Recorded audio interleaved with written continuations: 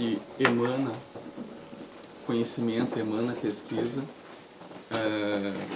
Como a Isabel falou, eu sou da área de História, coordeno os cursos de História da Universidade Federal de Rio Grande. Aqui eu venho discutir um trecho da minha tese de doutoramento. Aliás, é muito bom poder estar aqui até para resgatar um pouco essas pesquisas, porque faz exatamente 10 anos que eu defendi a minha tese e é um ponto que eu estou retomando agora, que é a questão da relação entre a literatura e a história, que é a primeira parte da minha tese. E embora eu estou indo para outras áreas da relação entre a história e a literatura, buscando mais questões teóricas, mas aqui então eu posso estar voltando a esse ponto inicial. Na verdade, as minhas pesquisas elas são em torno da ação integralista brasileira. A ação integralista brasileira foi um movimento fascista que existiu no Brasil entre 1932 e 1937. Ele foi o único movimento e partido plenamente fascista extra-europeu. Então, o único movimento mesmo que nós podemos considerar como fascista fora da Europa é a ação integralista brasileira.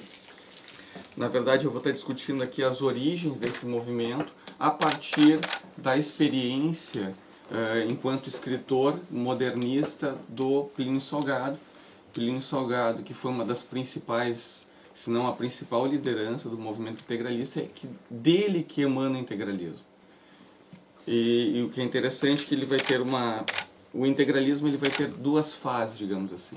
A fase original, que ele vem da experiência do Plínio Salgado enquanto escritor modernista, e a segunda fase, que é quando ele vai ter a reestruturação do integralismo no pós-guerra, para tentar afastar da imagem de fascismo, ele vai ter muita influência do salazarismo. Então, a reestruturação do Partido Integralista no pós-guerra, ele vai estar embebido do salazarismo. Então, ele vai pegar os mesmos mecanismos que o Salazar utilizou no pós-guerra para afastar-se de uma imagem de fascista, tentando reconstruir aquela imagem no momento que o fascismo ele já não era mais bem visto, digamos assim, no mundo depois da Segunda Guerra Mundial. Eu costumo falar bastante, e eu acabo muitas vezes discutindo uma questão mais do que outras, porque eu falo demais. Se vocês me deixarem falar livremente, eu falo até amanhã. Por isso, então, eu montei um roteirinho, que eu vou estar seguindo ele, mas vocês podem intervir em qualquer momento. Se quiserem, a gente pode discutir mais um ponto do que outro. Tá? Então, a literatura, na minha pesquisa, ela é ao mesmo tempo uma fonte, a produção literária do Plínio Salgado na década de 20 ela é uma fonte, como também é um objeto. Ele é uma fonte porque ele me dá os subsídios para compreender a gestação do integralismo e ao mesmo tempo ele é o objeto porque é dessa produção que surge a ação integralista brasileira. Então, aqui eu vou estar pegando o Plínio Salgado enquanto escritor. Aqueles que não sabem, então, Plínio Salgado foi um escritor, político e jornalista brasileiro. Ele foi um dos principais intelectuais conservadores brasileiros no século passado. Ele esteve vinculado ao modernismo na sua primeira fase, principalmente foi a principal liderança do movimento verde e amarelo dentro do modernismo brasileiro e da escola adianta. Ele vai ser a principal liderança da ação integralista brasileira, a ação integralista brasileira de 32 a 37. Ele vai ser a principal liderança do Partido de Representação Popular, que era considerado dentro da política brasileira o fiel da balança entre os dois extremos que nós tínhamos. Nós tínhamos digamos que o grupo populista liderado por Getúlio Vargas, que comandava o Partido Trabalhista Brasileiro, e nós vamos ter a UDN, que é a União Democrática Nacional, que era os liberais, encabeçados pelo Eduardo Gomes. E daí, aquele partido que conseguia ter apoio dos integralistas ele conseguia vencer as eleições, então ficava sempre no pêndulo, e o integralismo daí representando a extrema-direita. E também ele vai ser uma das principais lideranças dentro da Aliança Renovadora Nacional, que foi o partido que deu sustentáculo para os militares no período ditatorial. A diferença, dá para compreender, entre a ditadura do Estado Novo e a ditadura brasileira, a militar, é que os militares, eles estrategicamente deixaram, entre aspas, a porta para a democracia entreaberta. Eles criaram um bipartidarismo, em que eles criavam mecanismos para que o partido que dava sustentáculo ao Estado sempre tivesse um maior número de deputados e senadores. Então, eles diziam, vivemos numa democracia, porque eles tinham a maioria nas duas casas legislativas.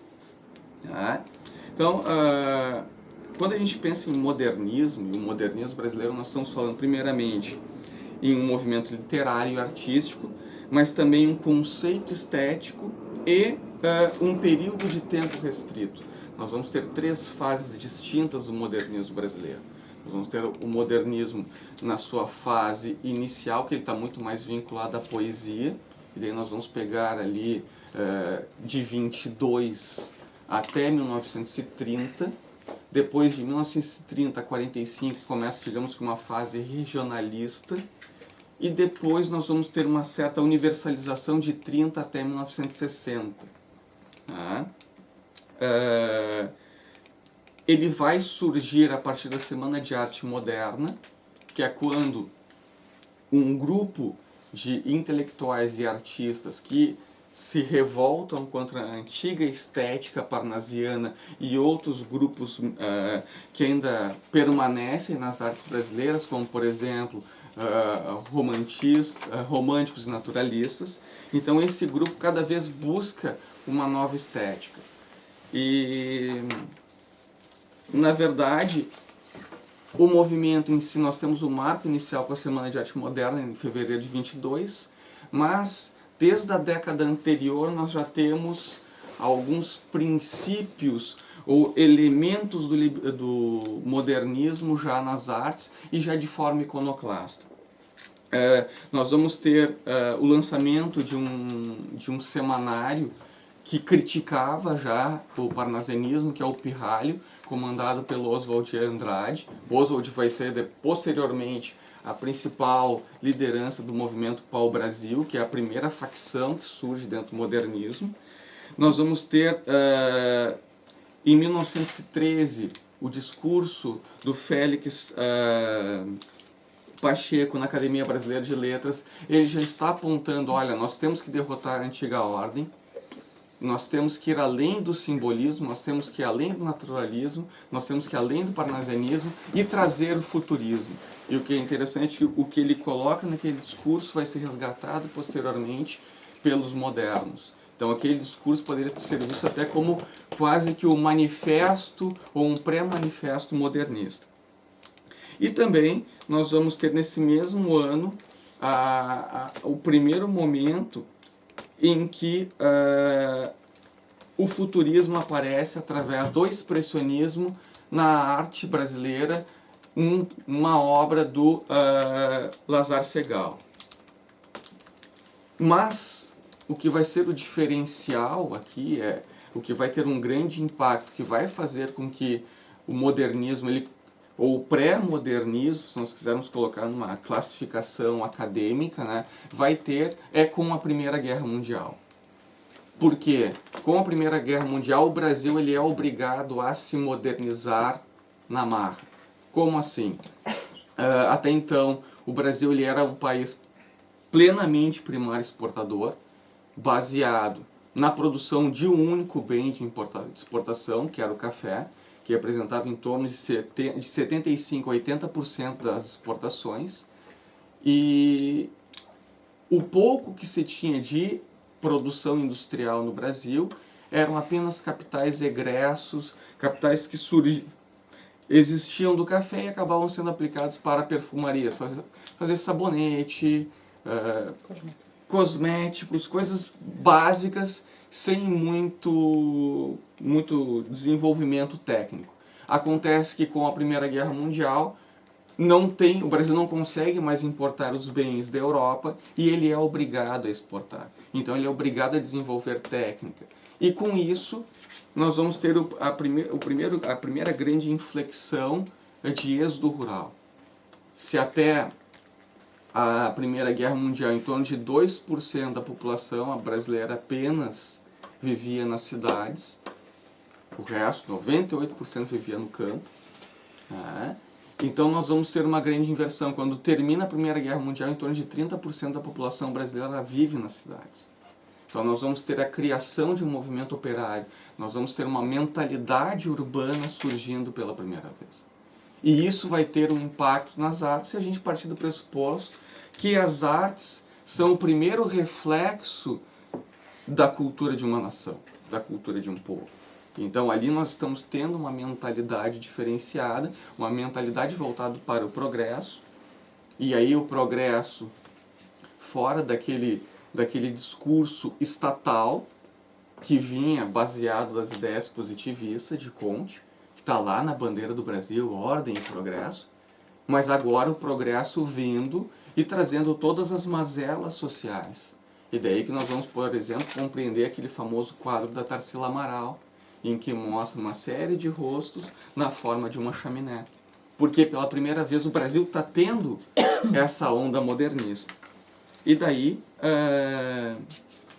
nós vamos ter daí, no desenvolvimento da guerra, alguns elementos que já vão mostrar esse novo espírito moderno. Nós vamos ter, por exemplo, o expressionismo, ele passa a ser o norte da obra da Anita Malfatti, e inclusive vai ser em torno da obra da Anita Malfatti que vai ter a primeira oposição entre modernos e aquele grupo, digamos assim, conservador, que vai ser liderado pelo Monteiro Lobato. Nós vamos ter, em 1916, no mesmo ano, o Oswald de Andrade lançando as Memórias Sentimentais do João Miramar, que vai ser uma obra que vai ter um grande impacto na produção brasileira. E em 17 ela vai ter uma profusão de obras já dentro desse espírito moderno. Claro, 17 ele é um ano fundamental. Nós vamos ter uma série de transformações. A Primeira Guerra já começa a mostrar que está indo para o final. Nós vamos ter a Revolução Russa. No Brasil, o movimento operário ele já tem grande força, principalmente a partir da vinda de imigrantes europeus, italianos, portugueses, espanhóis. E daí nós vamos ter, daí sim, esse grande momento que ele vai se refletir plenamente na literatura e na poesia. E daí sim, nesse mesmo ano, nós vamos ter uma exposição da Anita Malfatti, que vai ser o divisor de águas pleno, que daí sim, ali, o grupo de intelectuais se reúne naquele momento e diz, olha, nós somos modernos. E eles começam a organizar, a partir daí, o que viria a ser a Semana de Arte Moderna. Então, essa exposição em 17, que lança, que esse grupo começa a organizar o que viria a ser depois o modernismo. E no início da década de 20, esse grupo rebelde, digamos assim, já possui uma grande força dentro da imprensa e começa a utilizar a imprensa periódica, principalmente o Correio Paulistano. O Correio Paulistano era o principal jornal da principal oligarquia do Brasil, que é a oligarquia paulista. Então ele era o principal periódico de São Paulo, e São Paulo era o centro cultural do país. Até porque era o centro econômico. Então quase sempre o centro econômico também se torna, muitas vezes, o centro cultural, porque é onde tem o capital para ser investido daí nas artes. E daí começa, o Mário de Andrade começa semanalmente no Correio Paulistano, numa coluna, fazer críticas ao que ele chama os mestres do passado, em que ele vai criticar toda a estrutura do romantismo, do simbolismo, do naturalismo e do parnasianismo. E daí nós vamos ter, esse grupo ele consegue atrair para si a figura do Graça Aranha, que era um grande escritor e poeta, e o Graça Aranha, ele se torna mais ou menos aquele que da velha guarda, digamos assim, que dá a base, ele adota aqueles, digamos assim, entre aspas, a gurizada, os jovens intelectuais, os jovens artistas, e ele começa a pensar o modernismo. E ele lança as bases a partir de uma obra chamada Espírito Moderno, em que ali vai ser o elemento, um dos elementos básicos. E daí, com isso, nós vamos ter esses intelectuais pensando a Semana de Arte Moderna e já preparando um assalto contra a antiga ordem. E daí, então, em fevereiro de 1922, nós temos daí a Semana de Arte Moderna, que busca criar um novo status quo dentro das artes brasileiras. Então, ruptura com o passado, e essa ruptura ela vem com um princípio diferenciado. E talvez tenha sido até por isso que eles vão escolher o parnasianismo como aquele o inimigo número 1 para ser derrotado. Porque o parnasianismo ele vai surgir lá em 1850 na França, buscando um resgate na cultura clássica. E então eles visualizam como algo que vem de fora, vem da cultura francesa, que era o norte da identidade cultural brasileira no Império, no período imperial, e ele se mantém também no período republicano. Lembrando que quando uma das primeiras coisas que vai ser feito pelo Dom João VI ao chegar no Brasil vai ser chamar a missão cultural francesa para estabelecer um princípio cultural. E nós vamos pegar toda a arte brasileira, pegar os grandes mestres, como por exemplo Pedro Américo, e depois na própria literatura nós vamos ter uma grande influência francesa. Então eles vão escolher o parnasianismo exatamente para criticá-lo. Então eles vão pensar, olha, nós vamos buscar na arte brasileira, nas nossas bases, pegarem tanto que os manifestos modernistas, quase todos eles vão pegar princípios do folclore brasileiro, sem vinculação com a Europa. Então vai ser o curupira, o carão, o boitatá, que são elementos que surgem de uma cultura nacional, luso-brasileira, indígena e africana, sem vinculação com a Europa que não fosse lusitana. Isso é interessante, porque não... eu já falei. Falta 10 minutos? Pode falar mais um pouquinho, mas é bom você chegar no Plínio Salgado. Eu tô aqui, eu falei. Importante para nós. Tá, então tá. Bueno. Bom, acabou a minha descrição. Não, foi extremo. Eu por mim eu já falava bastante. Eu acho que ele deve saber do Plínio. Vamos falar do Plínio Salgado. Então, o que acontece? Vou fazer então um resumão aqui do Plínio Salgado. O Plínio Salgado ele não vai ser do grupo de intelectuais que organiza a Semana de Arte Moderna. Mas, na verdade, ele vai ter uma relação muito próxima com o Menotti Del Picchia, que era um dos principais intelectuais modernistas. E, quando o Menotti Del Picchia, na abertura da Semana de Arte Moderna, ele apresenta quem são os intelectuais, os grandes poetas, a nova expressão da poesia brasileira, ele cita o Plínio Salgado. E daí, a partir disso, o Plínio Salgado se insere ao grupo. Ele passa a colaborar com a revista Claxon, que é o principal periódico, veículo modernista. E também ele passa a pensar o modernismo. Ele não apenas ele começa a produzir dentro do modernismo.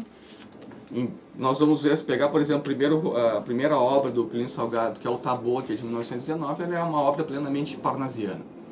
Embora ele tenha um ou outro elemento moderno, mas é uma obra parnasiana.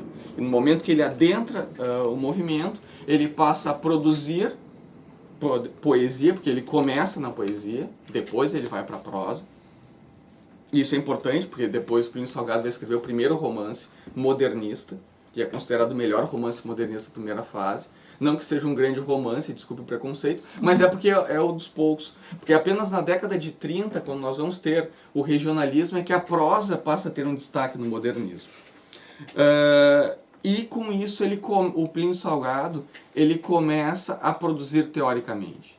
E ele vai discutir a arte. E a primeira reflexão teórica que ele vai fazer sobre isso é o centenário da República, da Independência do Brasil, em que ele vai discutir a arte brasileira e que ele coloca: nós precisamos buscar o elemento nacional na arte brasileira.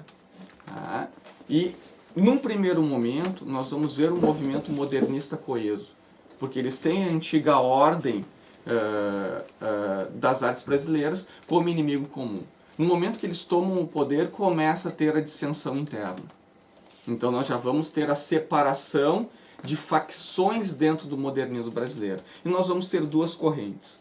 Nós vamos ter a corrente pau-brasil, comandada pelo Oswald de Andrade, que tem um viés mais debochado, mais irônico, mais iconoclasta. E nós vamos ter a corrente verde e amarela ou escola adianta, que vai ser comandado pelo Plínio Salgado, pelo Cassiano Ricardo, pelo Menotti Del Pique. E o Plínio Salgado, paulatinamente, ele se torna a principal expressão dentro desse grupo. Até porque ele é quem está produzindo teoricamente sobre isso. Tá? E daí, a única coisa que nós vamos ter em comum dentro desses dois grupos que são opostos vai ser uma espécie de primitivismo, a busca das artes brasileiras em raízes nacionais. Mas o resto vai ser uma ruptura completa. Inclusive, o Plínio Salgado, que tinha uma relação com a religiosidade muito forte, ele, nos seus textos, ele diz: olha, nós do movimento verde e amarelo, nós somos os católicos, enquanto o movimento pau-brasil são os huguenotes, e nós estamos reservando a eles uma noite de São Bartolomeu. Isso é que o Plínio Salgado está falando. Está lá. Só que o que é interessante é que, enquanto nós vamos ver a corrente pau-brasil trabalhando numa questão da arte em si e produzindo arte, nós vamos ver a corrente oposta da escola adianta, ou verde e amarela, cada vez mais com um discurso político, porque o Plínio Salgado está tendo uma guinada política. O Plínio Salgado, ele cada vez mais, ele está nos próprios manifestos que ele vai escrevendo, o Curupira e o Carão, a Anta e o Curupira, que ele vai escrever ou sozinho, ou com o Cassiano Ricardo Menotti Del Pique, ou na obra final, por exemplo, Literatura e Política, que é o último trabalho teórico que eu vou falar, ele está discutindo muito mais política em si do que as artes. E cada vez o pensamento dele vai indo mais para um conservadorismo, com elementos de um nacionalismo exacerbado, xenofobia. Nós vamos ter já anticomunismo e antiliberalismo, ou seja, aqueles elementos que posteriormente nós vamos identificar a nação integralista brasileira. Mas eu já volto nisso daqui a pouquinho. Embora daqui a pouquinho é bem breve, porque eu devo ter mais uns 5 minutos apenas. Tá? Então, o Plínio Salgado ele vai lançar um romance em 1926, que é O Estrangeiro. E esse romance, O Estrangeiro, que vai ser a primeira experiência em prosa do modernismo brasileiro, ele vai ter toda uma discussão racial e étnica, né? Numa discussão entre o sertão e o litoral, e isso é interessante, esses elementos desse romance, sertão e litoral, são muito importantes para compreender o pensamento do Plínio Salgado, porque o sertão é onde teria o caboclo, e quem é o caboclo brasileiro seria, dentro daquela lógica do Gilberto Freire, a união entre o português, o indígena e o africano, aquele que seria a pureza da raça brasileira e estaria no centro do país sem influências externas, e o litoral seria exatamente onde viria aquele elemento exógeno que colocaria em risco a existência dessa sociedade luso-brasileira, que é, na verdade, influências que não são portuguesas, africanas ou indígenas, que naquele momento são os imigrantes, ora italianos, ora russos, ora polacos, espanhóis, alemães, tanto que o personagem principal dele, que é o Ivan, é um russo. Então o personagem principal do romance é um russo que está fugindo da Revolução Russa e vem para o Brasil e se encanta com o caboclo brasileiro. E esse russo que vai dizer, olha, essa aqui é que é a síntese da nação brasileira. E é a partir desse romance que tem um grande desenvolvimento, aqueles setores nacionalistas da sociedade brasileira começam a ver no Plínio Salgado uma liderança. E é aí que ele vai começar a escrever esses manifestos modernistas já com viés político. E o que é interessante aqui, e daí é até um contrassenso dentro da própria biografia dele, que depois ele vai apontar, é que ele se torna político de uma oligarquia. Ele se torna deputado pelo Partido Republicano Paulista e ele tem um discurso nacionalista dentro de um partido que é antinacionalista, que é regionalista. E com isso ele rompe, e ao romper com aquela política tradicional, ele viaja para a Europa.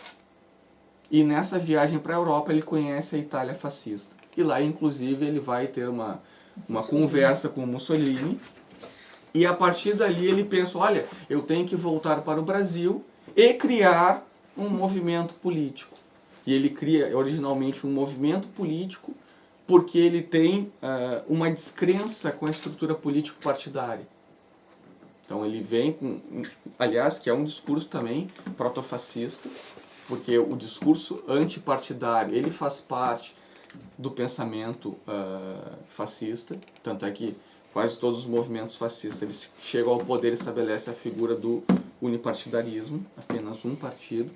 E nós vamos ter o Partido Fascista Italiano, o Partido Nacional Socialista dos Trabalhadores Alemães, quase sempre colocando um único partido com uma oposição ao pluripartidarismo liberal. Então o Plínio Salgado ele retorna e o fascismo é o que dá o norte àquilo que ele tinha de pensamento, que surge tanto na sua literatura como na sua pregação política dentro do modernismo, mas faltava aquele elemento aglutinador, que desse o norte para o seu nacionalismo. Daí quando ele chega, ele fala para o Cassiano Ricardo, para o Menotti Del Pique, olha, eu vou criar um partido fascista no Brasil, e daí os dois outros grandes parceiros dizem, não, eu não participo disso. E ele, do mesmo jeito, ele lança, a única coisa que o Menotti Del Pique consegue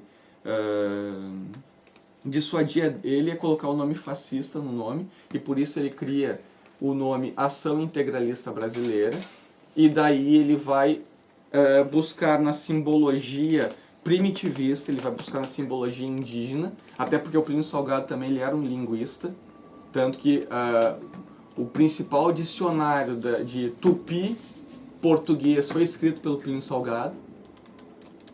Então ele busca em uma simbologia, ele vai pegar a simbologia, o símbolo da matemática, que é o sigma, que significa somatória, que seria a união, que o Brasil seria a união das raças, que seria o caboclo, aquele ser ideal, aquele indivíduo ideal, e o lema do integralismo é o Anauê.